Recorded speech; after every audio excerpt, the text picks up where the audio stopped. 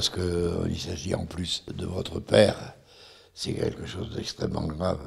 De la guerre, Émile Louis garde des blessures à peine cicatrisées aujourd'hui. Parmi elles, le souvenir de son père, un héros mutilé décoré de la Légion d'honneur, et bien sûr le souvenir plus joyeux du jour de la libération. Les Américains arrivaient avec des chars, pendant que nous descendions, nous, après, sur la place d'Armes, en chantant la Marseillaise.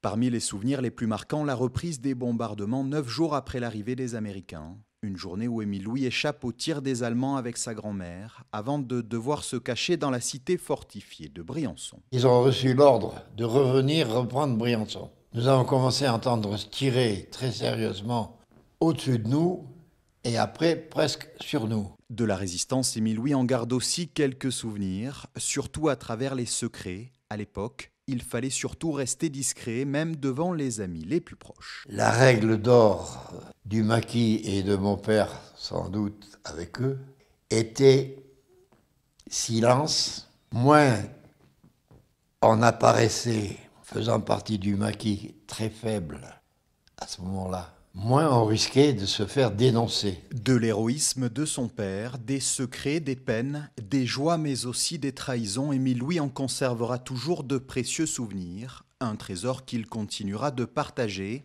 à qui veut bien l'entendre.